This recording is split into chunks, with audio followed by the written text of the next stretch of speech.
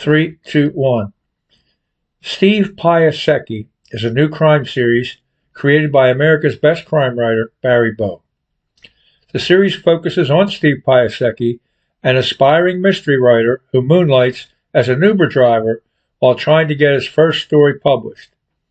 His writers thrust him into the midst of murder mysteries. He then uses intelligence, tenacity, and moxie to track down the killers. The action takes place in Philadelphia and its suburbs. Barry Bowe, yep, that's me. And I visualize certain actors as being perfect fits for my characters.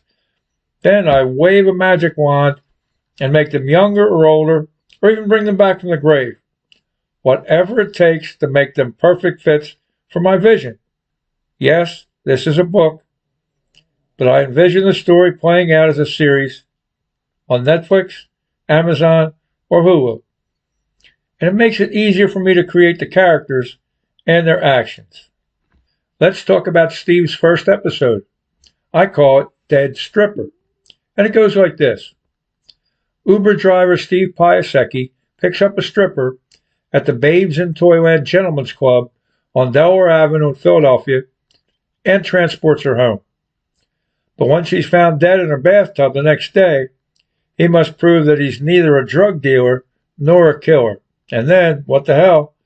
Like the intro says, he uses his intelligence, tenacity, and moxie to track down the killer. So, here's my vision for the star-studded cast of characters for Dead Stripper. Let's start with Steve Piasecki, the main character. He's an aspiring mystery writer who moonlights as an Uber driver to pay his bills. Let's see. I was once an aspiring mystery writer, and I got a string of rejection slips for a good 2 years before I sold my first mystery story. Check. And ever since I went indie a few years ago, I've been moonlighting as an Uber driver. Check. In fact, the triggers for Dead Stripper came from the mouths of a few of my writers. And then I put my imagination to work. So, the way I see it, me, Barry Bowe, I'm perfect for the part of an aspiring mystery writer who moonlights with Uber. But a younger Barry Bowe, pushing 34 when the series starts. Next comes Steve's sidekick. This guy's been my friend, that's what I call him, my friend, for a long time. Get it? My friend. He's a pro wrestler who goes by Hitman Bruno in the ring. And he's the one who turned me on to Uber 6 years ago when he was also moonlighting as an Uber driver. So I see my friend Mike Tartaglia as being perfect for the part of my friend. We have 6 good female characters. Here are the first 3. Jade, that's her stripper name, a 23-year-old brunette with a fine body. Her character's name is Rita Forsyth. Jade takes an Uber at the end of her shift at the Babes in Toyland strip club on Columbus Boulevard in Philadelphia. As it works out, Steve's the Uber driver who picks her up and transports her home to the media station apartments in Media. She spills her guts during the 25-minute ride, much of which comes into play for sharing the plot. Based on her role as a stripper in The Wrestler, Marissa Tomei is my pick. Love her and everything. By the way, Jade is based on a stripper I picked up one night at Club Risque on Columbus Boulevard, although I call it Babes in Toyland in the book. Every word that she says in the book came out of her mouth. And without her input, there's no story. And then I added the Sinaloa drug cartel and murder. Let's call it creative genius. Next comes Jessica with a K. But just call me Jess. The K part comes from another writer who spells her name Jessica with a K. I liked it, so I used it. Jessica Caslow, 29, is an art school grad who works as a bartender on the main line.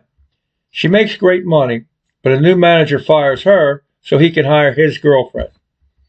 When Jess tries to contact her boyfriend for some moral support, he ignores her, which pisses her off. So she decides to spend the night with her parents and calls for an Uber. Steve arrives. A long ride to Phoenixville. He listens to her problems. They bond. She insists on buying him a drink. Right then, right there. They stop at the Black Horse Tavern and have a couple drinks. And then they do the ultimate bonding after closing. Jennifer Aniston popped into my head first. Then I thought about Rachel Taylor. A lot of credits. Never saw anything but liked her look. And then I remember Yvonne Strahovski. She plays Hannah McKay in Dexter, seasons 7 and 8. And I fell in love with her the first time I saw her on Dexter. And being Polish helps even more. By the way, one of my first rides when I started doing Uber 6 years ago was a girl in Rosemont out on the main line. She just got fired from a bartending job. She made great money. Called her boyfriend, but he ignored her.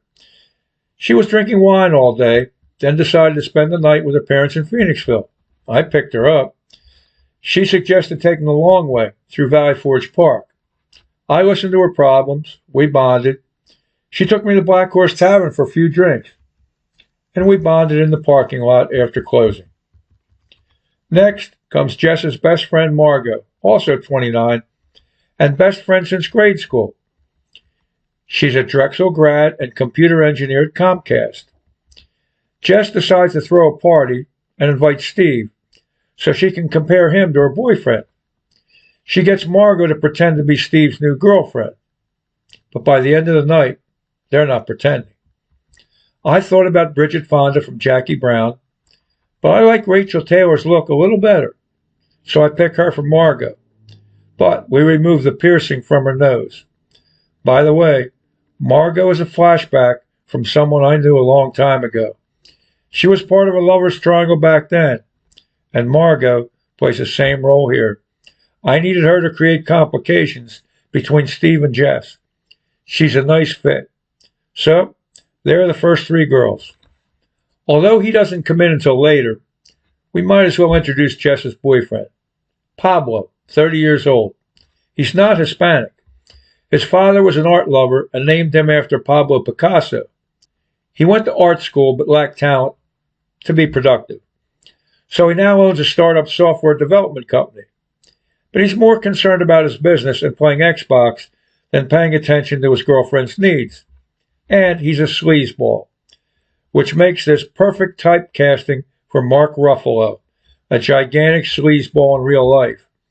And he's the right age in The Last Castle. Who's next?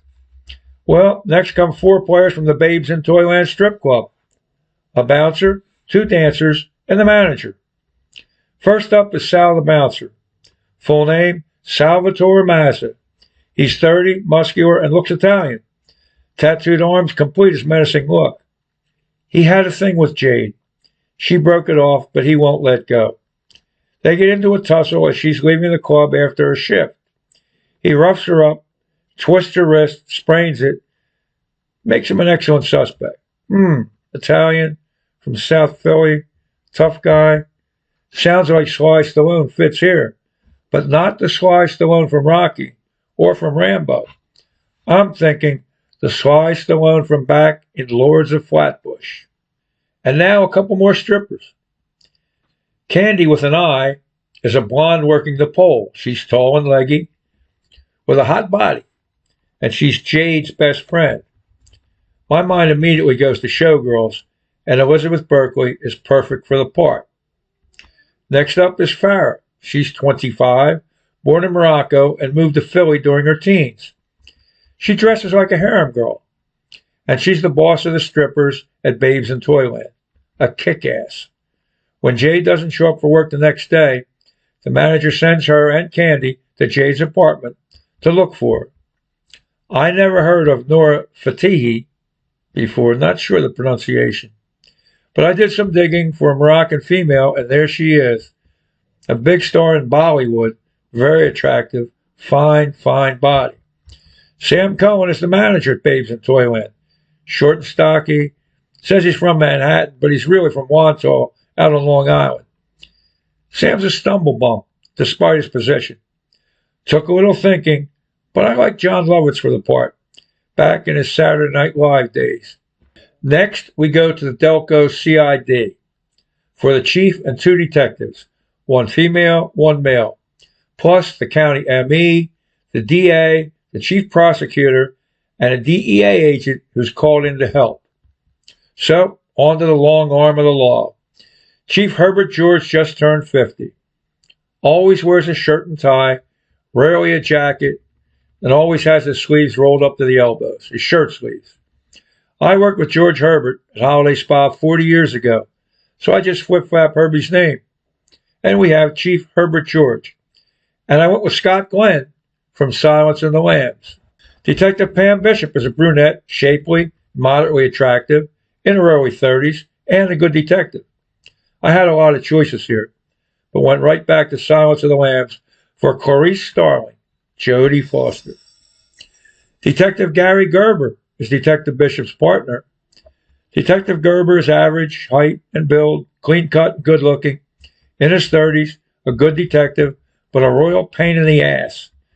He's usually the bad cop to his partner's good cop. A lot of choices here. At first, I penciled in Jimmy Smits from NYPD Blue, but then I remembered Michael Douglas from Streets of San Francisco. Yes, I went with Michael Douglas. In real life, Gary Gerber is a former classmate and teammate in both football and baseball. Part of a group of 5 of us who get together once a month, go out for lunch, and shoot the shit. Dr. Kenneth Nakamura, age 53, is the county medical examiner. My first pick was C.S. Lee, who plays Vince Masuka from Dexter. Would have loved Jack Klugman from Quincy, but I wrote the character with Japanese roots. Almost took Masaoka from the original Hawaii Five-0. By coincidence, his character's name was Dr. Nakamura. Is it possible the name stuck in my brain all these years? So C.S. Lee is my ME. Robert Green, 49, is the county district attorney. He goes by Bob around the courthouse, a real tight ass, concerned with politics first, catching bad guys second. I went with David Strathairn from Fracture, one of my favorite movies, with Anthony Hopkins, one of my favorite actors. Too bad I couldn't find a role for Anthony Hopkins. Hank Baldino, 38, is the chief prosecutor. Originally from South Philly, they call him the Bulldog around the courthouse. I went with Stanley Tucci from The Terminal. DEA agent Frank Santangelo, a veteran of 19 years with the Federal Drug Enforcement Administration. He's called into the case when it's learned that fentanyl and the Sinaloa drug cartel are involved. Mark Wahlberg played a DEA agent in Two Guns, and he played Vince Papale, an Italian, in Invincible. So, he's my DEA agent. Still a few characters left. Bernard E. Wall Esquire is Steve's crackerjack defense attorney. 3-piece suits and knows the law and the courtroom inside out. Using Gregory Peck from To Kill a Mockingbird is too easy. Then I consider George C. Scott from Anatomy of a Murder. But I'm afraid he might come across like Patton. Too harsh. Need somebody smooth. Sounds like Richard Gere in Primal Fear. By the way, I spent almost a year in courtrooms across the country. I once served with Dick DeGuerin's defense team in Houston in the Operation Lightning Strike case about a corrupt FBI sting at the Johnson Space Center. Also spent every day in court during the John DuPont murder trial, doing research for a possible movie deal with Showtime. They later pulled the plug on the project. So I had absolutely nothing to do with the Foxcatcher movie that eventually came out, starring Steve Carell. By the way, my movie would have been much better, because I spent time with all the main characters, except for DuPont himself, couldn't touch him, and did extensive research on the DuPont family. This movie was shallow. Now come 3 judges and another lawyer. Easy picks. Judge Roberta Armstrong is a female wearing a black robe and glasses, in her 50s. Judge Judy goes here, and she's perfect for the part. Judge Janine Pirro is my automatic choice for Judge Salma Corey. She's a no-bullshit, law and order, follow the Constitution judge. I've been watching her on TV for years, and since I just got back on Twitter, I now follow her. Judge Winston Wesley is a well-known judge in Philadelphia. To cast him, I did a double dip. I brought Spencer Tracy back from the grave. He was magnificent as the judge in 1961's trial at Nuremberg. But at 61, he's too old for this part. So I brought him back in time another 13 years to the 48-year-old Spencer Tracy in 1948's State of the Union. Oh, and I almost forgot Stanley Walsh. He's a high-powered defense attorney in Philadelphia. I just finished a podcast about Gary Heidnick's House of Horrors, and A. Charles Peruto defended that madman. Known around town as Chuck Peruto, so he's perfect for the part.